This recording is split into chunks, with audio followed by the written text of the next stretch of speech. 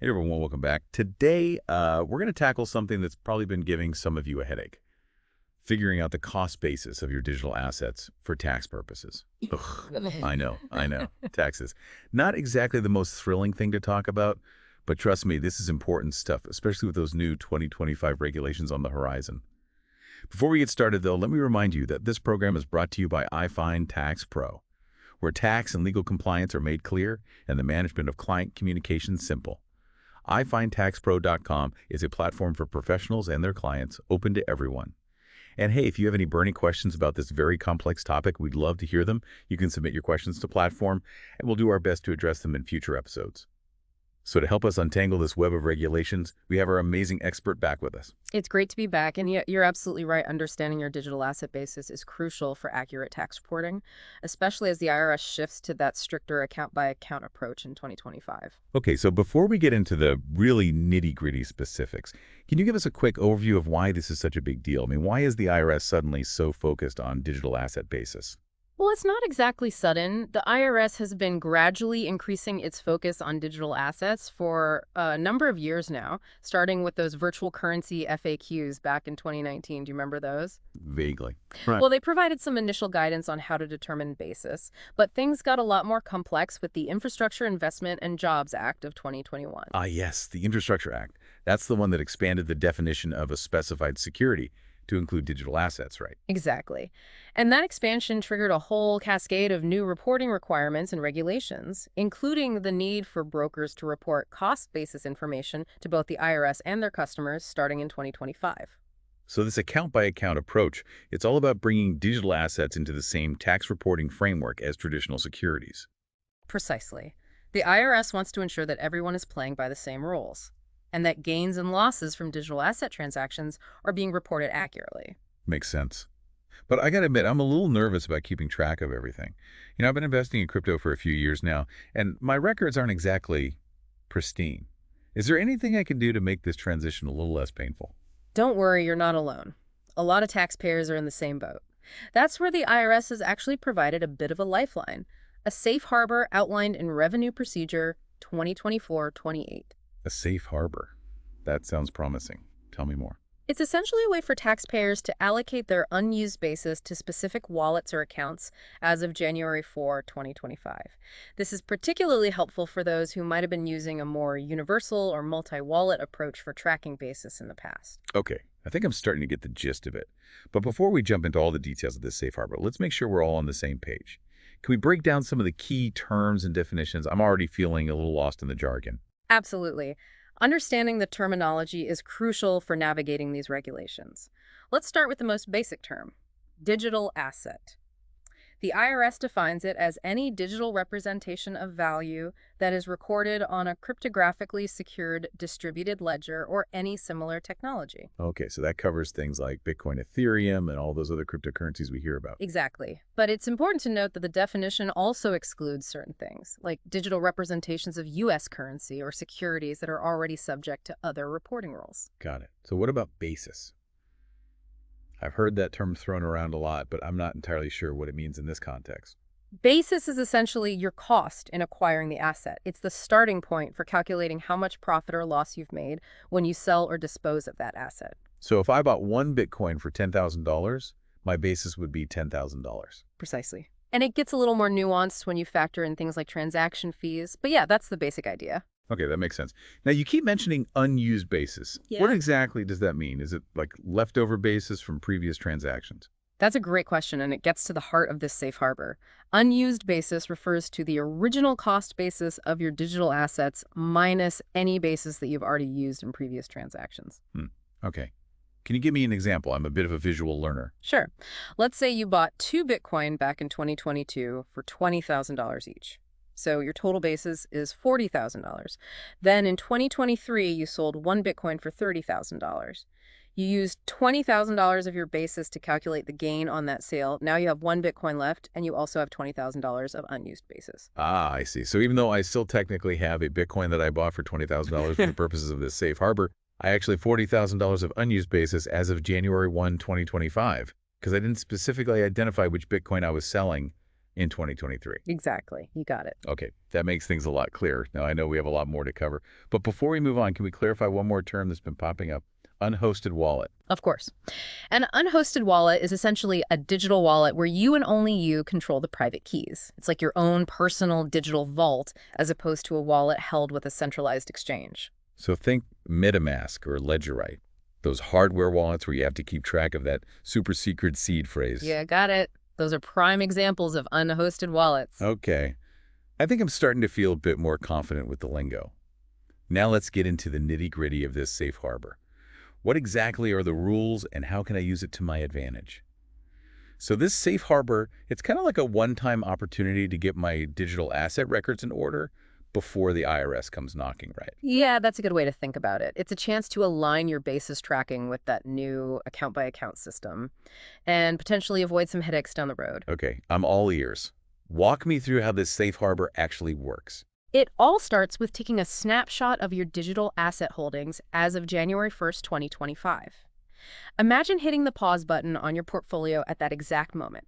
You need to know exactly how many units of each digital asset you hold and where they are held, whether it's in an unhosted wallet or with a broker like Coinbase. Okay, so inventory time. Got it. Then what? The next step is to figure out how much unused basis you have for each type of digital asset. Remember our example earlier with the 2 Bitcoins? Yeah. You need to do that for all the different digital assets you hold. Okay, so let's say I've got my inventory and I've got my unused basis all figured out. How do I actually allocate that basis to my wallets or accounts? The safe harbor offers 2 methods for doing this, specific unit allocation and global allocation. Let's start with specific unit allocation. Specific unit allocation. Sounds pretty straightforward. It is, in essence, you're directly assigning specific units of unused basis to specific units of digital assets in your wallets or accounts.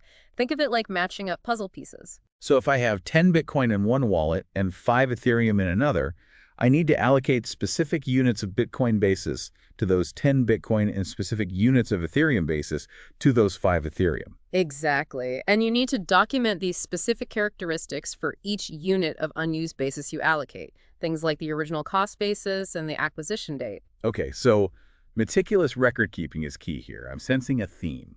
Absolutely. Detailed records are crucial for demonstrating that you've applied the safe harbor correctly. Now, the other method, global allocation, offers a more streamlined approach. Tell me more about this global allocation. I like the sound of streamlined. So with global allocation, you establish a predefined rule that determines how your units of unused basis are ordered and allocated to pools of remaining digital assets in your wallets or accounts. Okay, so instead of matching up individual puzzle pieces, I'm creating a set of instructions for how to assemble the whole puzzle. That's a great analogy. For example, your rule could be to allocate the units of unused basis with the earliest acquisition dates first, followed by those with later acquisition dates. Or you could prioritize allocating the units with the highest basis amounts first. So it's all about setting clear and consistent rules beforehand. No changing my mind midway through.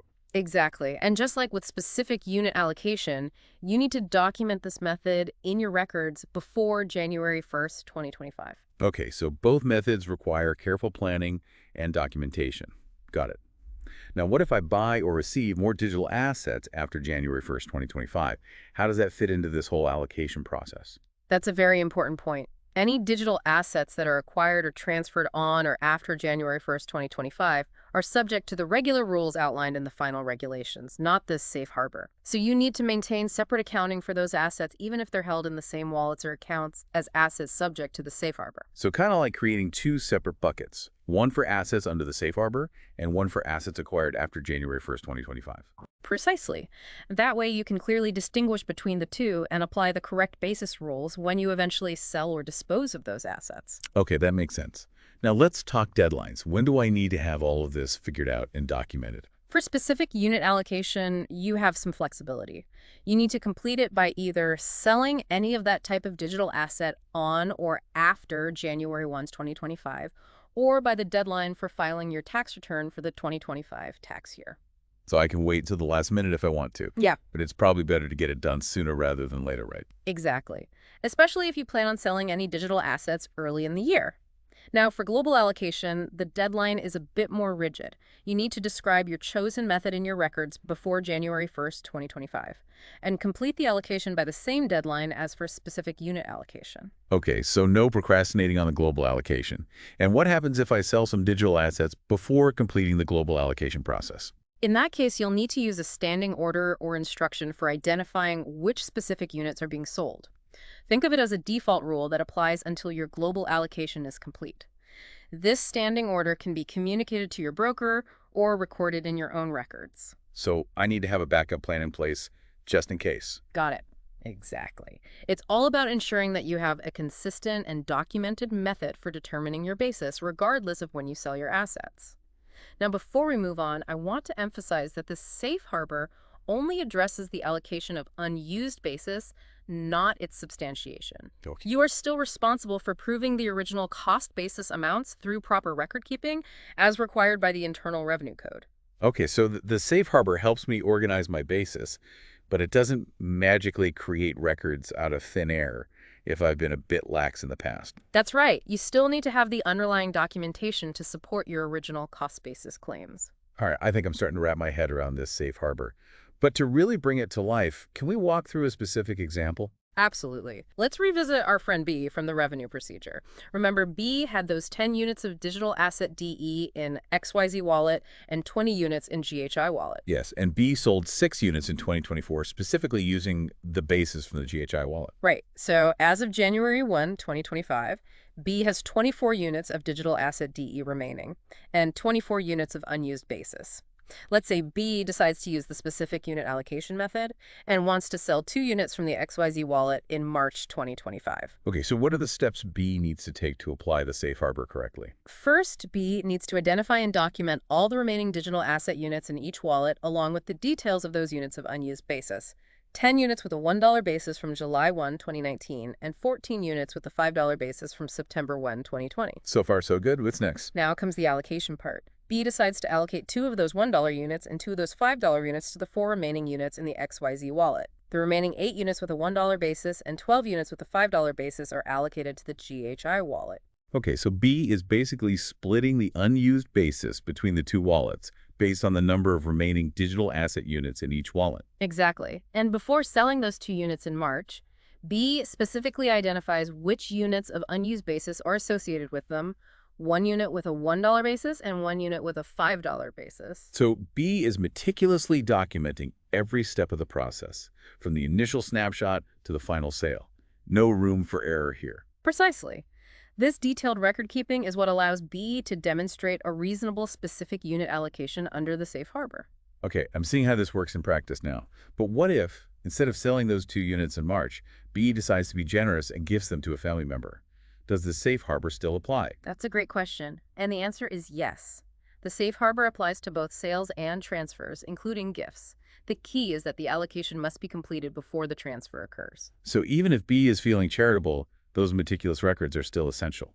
Absolutely. Whether B sells or gifts those units, the IRS wants to see a clear and consistent method for determining the basis. This is all starting to make sense. But I have a confession to make. My own digital asset records aren't nearly as organized as B's.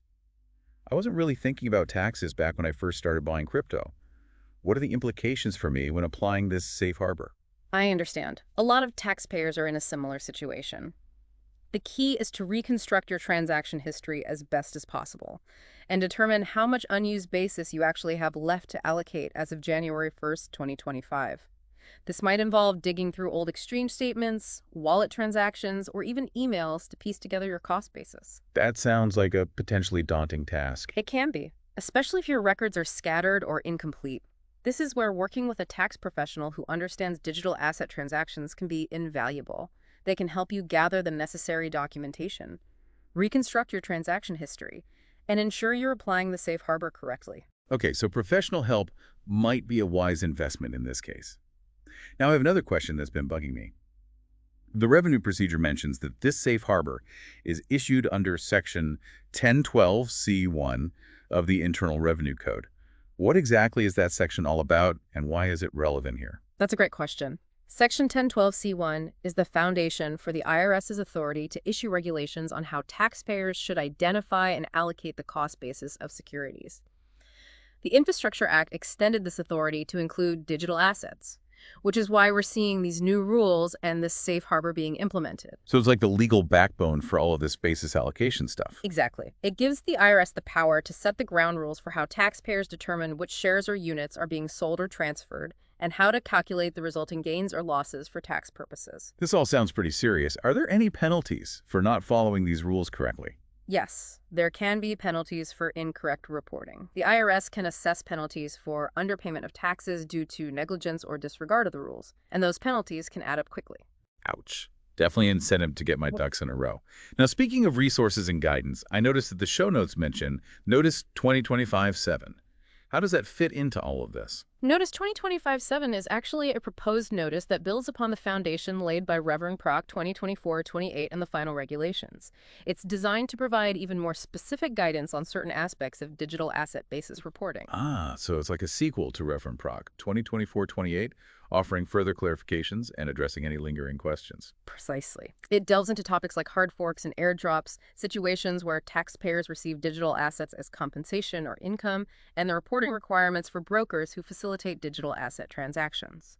So while Reverend Proc 2024-28 provides the overarching framework for basis allocation, particularly for those pre-2025 transactions, Notice 2025-7 fills in some of the gaps and offers more granular guidance for specific scenarios. That's a great way to summarize it. It shows that the IRS is working to provide taxpayers with the tools they need to comply with the law in this evolving landscape. Okay, all of this focus on rules and regulations is starting to make my head spin. Is there any room for interpretation in this whole basis allocation process, or is it completely black and white? That's a thought-provoking question. While the regulations and revenue procedures provide a clear framework, there are bound to be nuanced situations that require careful consideration and interpretation. Remember, the digital asset space is constantly evolving. So it's not just about blindly following a set of rules, but also about understanding the underlying principles and applying them to new situations. Exactly. And this is where seeking advice from experienced tax professionals becomes even more important. They can help you navigate those gray areas, analyze your specific circumstances, and arrive at a reasonable interpretation that aligns with the law. This brings to mind a question from one of our listeners, Paul J. He asks, what happens if I can't reasonably determine the basis of some of my digital assets, even with the safe harbor? Maybe I lost some records or participated in some really early transactions with limited documentation. What advice would you give to Paul? That's a common concern. If, despite your best efforts, you can't establish the basis of certain assets, you might need to consider using a reasonable estimate. A reasonable estimate. Is that allowed? Yes, in certain situations, the IRS allows taxpayers to use estimates when substantiating their tax liability. However, there are specific guidelines you need to follow to ensure your estimate is considered reasonable and acceptable. Again, this is an area where seeking guidance from a tax professional is highly recommended. Okay, so it's not a free-for-all, but there are options available if you find yourself in that situation. Hopefully that provides some clarity for Paul J. Now, I have to ask, with all these rules focused on tracking and allocating basis, do you think it might discourage people from investing in digital assets? That's an interesting question. While some might find these new regulations a bit daunting, I believe that clear rules and guidelines can actually foster greater confidence and encourage more mainstream adoption. So you're saying that increased regulatory clarity, even if it seems complex at first, might actually be a positive thing for the long-term growth of the digital asset ecosystem. That's my perspective. When investors know what to expect and how to comply with the tax laws, they are more likely to feel secure and comfortable participating in this space. It brings a level of legitimacy and reduces the fear of uncertainty. Okay, I see your point. It's like building a solid foundation for future growth, even if it means some extra work up front. Exactly. It's about creating a sustainable and transparent environment for everyone involved. Well, we've covered a lot of ground in this deep dive. It's been a fascinating exploration of these new rules for allocating digital asset basis, and I feel much more prepared for 2025. But before we wrap up, are there any other crucial pieces of information or advice that our listeners should keep in mind? Well, we've covered a lot of ground in this deep dive. It's been a fascinating exploration of these new rules for allocating digital asset basis, and I feel much more prepared for 2025. But before we wrap up, are there any other crucial pieces of information or advice that our listeners should keep in mind? Absolutely. We focus primarily on the safe harbor and its mechanics. But remember, the safe harbor only addresses one specific aspect of digital asset basis allocation, specifically how to handle your unused basis as of January 1st, 2025. So what about all those other rules and regulations that we briefly touched upon? The final regulations, notice 2025-7, and even Section 1.1012-1 of the Internal Revenue Code. They all play a role in this complex puzzle, right? Exactly. Let's start with the final regulations, TD 10,000, which were issued back in June 2024. These regulations lay the groundwork for the account-by-account reporting system that will take effect in 2025.